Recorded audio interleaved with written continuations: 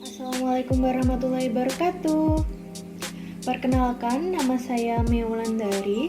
Saya salah satu mahasiswi S1 Akuntansi di Universitas Islam Sultan Agung Semarang. Di video kali ini saya akan menjelaskan tentang hutang jangka pendek. Semoga di video ini membantu teman-teman untuk mengetahui secara rinci apa sih hutang jangka pendek itu beserta golongan-golongannya.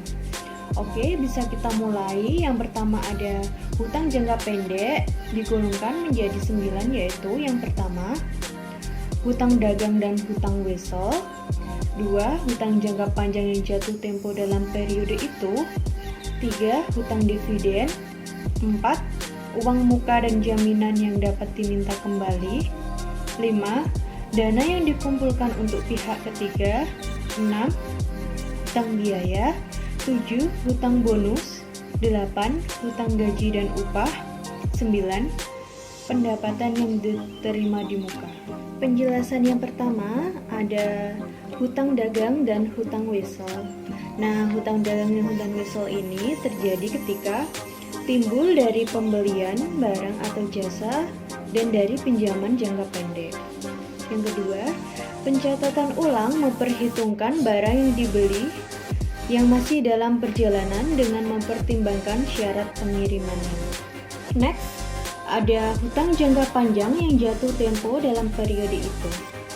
Hutang jangka panjang yang jatuh tempo dalam periode itu yaitu seluruh atau bagian dari utang, obligasi, dan utang-utang jangka panjang lainnya yang akan dilunasi kurang dari 1 tahun dilaporkan sebagai hutang jangka pendek. Utang jangka panjang yang jatuh tempo dalam periode tersebut tetap diakui sebagai utang jangka panjang apabila akan dilunasi dengan dana pelunasan atau dari uang penjualan obligasi baru atau akan ditukar dengan saham. Yang ketiga ada utang dividen. Utang dividen yang termasuk ke dalam hutang jangka pendek adalah 1. Dividen yang dibagikan dalam bentuk kas atau aktiva jika belum dibayar yang segera akan dilunasi. 2. Utang dividen skrip yang segera akan dilunasi. 3. Dividen untuk saham prioritas walaupun jumlahnya sudah pasti tetapi sebelum tanggal pengumuman belum merupakan hutang. 4. Dividen yang dibagi dalam bentuk saham merupakan elemen modal. Selanjutnya ada uang muka dan jaminan yang dapat diminta kembali. Untuk uang muka dan jaminan yang dapat diminta kembali termasuk hutang jangka pendek jika 1. Pembayaran di muka dari pembeli yang sebelum barang-barang tersebut diserahkan kepada pembeli. 2. Jaminan dari pelanggan dan dapat ditarik kembali sewaktu-waktu. Jika jaminan itu akan disimpan dalam perusahaan untuk jangka waktu yang lama, maka termasuk kelompok utang jangka panjang. Selanjutnya ada dana yang dikumpulkan untuk pihak ketiga. Untuk dana yang dikumpulkan untuk pihak ketiga ini, terkadang perusahaan menjadi pihak yang mengumpulkan uang dari langganan atau pegawai yang nantinya diserahkan kepada pihak lain. Nah, seperti contoh, PT Cipta Karya memungut pajak dari pembeli yang nantinya disetorkan ke kas negara. Pada tanggal 5 Oktober 2016, PT Cipta Karya menjual barang seharga 10 juta rupiah dengan pajak pembelian sebesar 10%. Maka jurnal pencatatan penjualan dan utang PPN adalah kas di debit sebesar 11 juta rupiah. Untuk kreditnya penjualan sebesar 10 juta rupiah dan utang PPN 10% dari 10 juta rupiah yaitu 1 juta. Nah, selanjutnya pada saat menyetorkan PPN ke kas negara dengan jurnal sebagai berikut. Utang PPN 1 juta, debit dan kreditnya kas 1 juta. Next ada utang biaya yang masih akan dibayar. Utang biaya yang masih akan dibayar yaitu utang yang timbul dari pengakuan akuntansi terhadap biaya-biaya yang sudah terjadi tetapi belum dibayar. seperti utang yang timbul dari gaji dan upah, bonus, maupun sewa. Selanjutnya ada utang bonus. Utang bonus yaitu bonus yang diberikan ke karyawan dapat dihitung berdasarkan 1. Berdasarkan penjualan atau laba. 2. Berdasarkan perjanjian. Misalnya kelebihan penjualan di atas jumlah tertentu. Jurnal pencatatan utang bonus yaitu biaya bonus di debit sebesar XXX, utang bonus di kredit sebesar XXX. Jika bonus dibayar, maka jurnalnya utang bonus di debit sebesar XXX, kas di kredit sebesar XXX. Contoh, PT Cipta Karya memberikan bonus kepada kepala marketing sebesar 15% dari laba yang diperoleh pada tahun 2015. PT Cipta Karya memperoleh laba 45 juta dengan PPh sebesar 10% dari laba bersih. Perhitungan bonus dan pajak sebagai berikut. A. Ada bonus dihitung dari laba sebelum dikurangi bonus dan PPh. Bonus sebesar 15% dikali 45 juta sama dengan 6.750.000.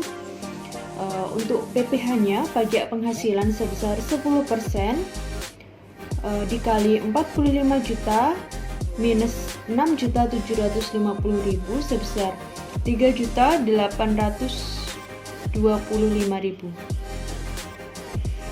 Yang B, bonus dihitung dari laba sesudah dikurangi PPh sebelum dikurangi bonus. Untuk bonusnya 15% dikali 45 juta min PPh sama dengan sekian. Untuk PPh-nya 10% dikali 45 juta min bonus sama dengan sekian. C. Bonus dihitung dari laba sesudah dikurangi bonus dan PPh.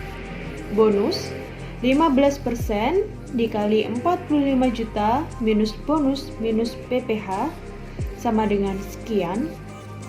Pajak penghasilan PPh sama dengan 10% dikali 45 juta minus bonus sama dengan sekian. Selanjutnya ada utang gaji dan upah. Utang gaji dan upah yaitu perhitungan jumlah yang masih akan dibayar untuk gaji dan upah, bunga, sewa, dan lainnya berdasarkan waktu terjadinya biaya tersebut. Contoh, PT Cipta Karya membayar gaji dan upah karyawan setiap tanggal 1 bulan berikutnya. Jika gaji dan upah karyawan bulan September 2015 sebesar 12 juta rupiah, maka pada tanggal 30 September 2015 dibuat jurnal penyesuaian untuk mencatat utang gaji dan upah sebagai berikut. Jurnalnya, gaji dan upah didebit sebesar 12 juta rupiah, utang gaji dan upah dikredit sebesar 12 juta rupiah. Pada saat pembayaran gaji dan upah tanggal 1 Oktober 2015 dibuat jurnal sebagai berikut. Utang gaji dan upah didebit sebesar 12 juta rupiah, kas dikredit sebesar 12 juta rupiah. Next ada pendapatan yang diterima di muka. Pendapatan yang diterima di muka adalah jumlah yang diterima dari pembeli untuk barang dan jasa yang akan diserahkan dalam periode yang akan datang. Contoh, pada tanggal 3 September 2015, PT Cipta Karya menerima pesanan 200 unit meja belajar seharga Rp100.000 per unit. Pada tanggal tersebut, PT Cipta Karya menerima pembayaran uang muka sebesar 5 juta rupiah. Jurnal yang digunakan untuk mencatat penerimaan kas adalah kas didebit sebesar 5 juta rupiah, sedangkan pendapatan diterima di muka dikredit sebesar 5 juta rupiah. Nah, pada tanggal 3 Oktober 2015, PT Cipta Karya mengirim 100 unit meja belajar tersebut sebagai penyerahan tahap pertama. Jurnal yang digunakan untuk mencatat pendapatan atas penyerahan 100 unit meja belajar tersebut adalah 1. itu pendapatan diterima di muka ada di debit sebesar 10 juta rupiah. Untuk penjualan ada di kredit sebesar 10 juta rupiah.